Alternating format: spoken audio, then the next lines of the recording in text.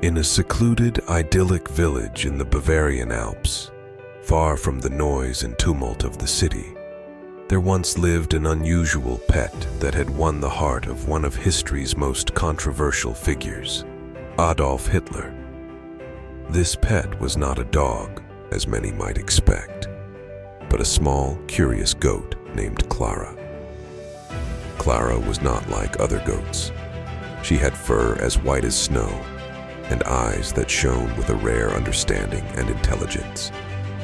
Hitler, often portrayed as a harsh and unfeeling leader, showed a surprising gentleness and care when it came to Klara.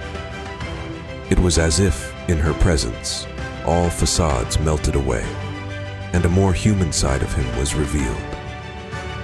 Klara was his faithful companion, accompanying him on long walks through the picturesque landscapes surrounding his mountain retreat, known as the Berghof. Klara was not just a pet for Hitler. She was his confidant, a living being to whom he could confide his thoughts and feelings, which he otherwise kept hidden from the world. When the burden of his roles and decisions weighed heavily on his shoulders, it was Klara he sought solace in. She listened patiently, her eyes filled with a deep understanding, as if she offered him an escape from the constant demands and expectations that came with his position. The story of Klara and Hitler became a legion in the village. The locals spoke of how this little goat had managed to find a soft spot in the heart of a man whose name would otherwise become synonymous with horror and destruction. It was as if Klara reminded him of a simpler time before war and power struggles came to define his life. However, Klara was more than just a source of emotional support for Hitler. She also became a symbol of the paradoxical nature of humanity, how even in the darkest souls there can be glimpses of goodness and compassion.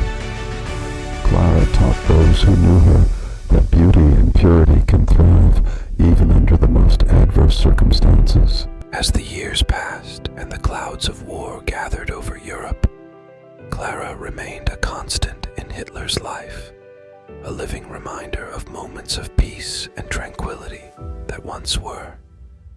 Even in the darkest days of the war, when Hitler's heart seemed ravaged by conflict and ambition, it was the memory of his quiet moments with Klara that offered a glimpse of light in the darkness. Klara's story, however, does not end with the war's conclusion or Hitler's downfall. It lives on as a reminder that even in history's most terrible chapters, there can be stories of unlikely friendships and moments of pure humanity. Klara, Hitler's unusual pet, stands as a testament that even the most unexpected bonds can flourish under the most unlikely circumstances. As the seasons changed in the Bavarian Alps, the bond between Hitler and Klara only grew stronger. Klara became an integral part of daily life at the Berghof, Hitler's retreat away from the political storm. Here, amidst the tranquility of nature, he found a rare form of peace by Klara's side, a peace that seemed unattainable in his public life. Klara had a remarkably calming and reassuring effect on Hitler.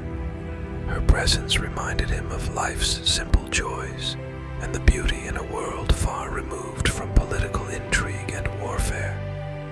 In peculiar ways, Klara taught Hitler lessons that no human advisor could impart: the importance of patience, the value of silence, and the significance of finding moments of calm in an otherwise chaotic existence. Over time, stories of Klara began to spread beyond the village's boundaries, and she became a subject of fascination and speculation among both locals and visitors. Some viewed her as proof that even the most feared leader was capable of showing love and care, while others saw her presence as a bizarre contrast to the atrocities committed in Hitler's name. Despite these differing perspectives, Klara's life at the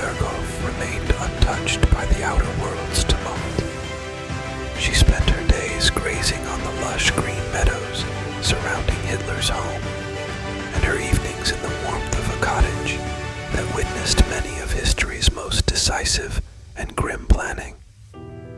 But Klara was more than just a pet or a simple distraction from worldly affairs. She was a mirror reflecting another side of Hitler, a side the world rarely saw. Through Klara, one could glimpse a man who perhaps wished for a different fate, free from the chains of ambition and power lust that would ultimately define him. Although Klara could never speak or express her thoughts on the events unfolding around her, her quiet presence was a powerful reminder that life always finds a way, even under the most oppressive circumstances. Her existence testified to nature's unwavering strength and beauty, a constant reminder to Hitler of a world beyond his grasp of power. As Europe's landscape irrevocably changed under World War II, and Hitler's regime neared its inevitable collapse, memories of times with Klara remained a rare source of comfort for him. In his mind's eye, he could still see Klara peacefully grazing on meadows under the watchful eyes of the Alps, a picture of the tranquility and simplicity that now seemed like a distant dream. Klara died long before the war's end, a quiet conclusion to a life that had been an unusual oasis of peace in an otherwise tumultuous existence. Her legacy, however, lives on, not as a footnote in history books, but as a reminder of the complexity of human emotions and the unexpected places where we can find comfort, understanding, and perhaps even a form of redemption.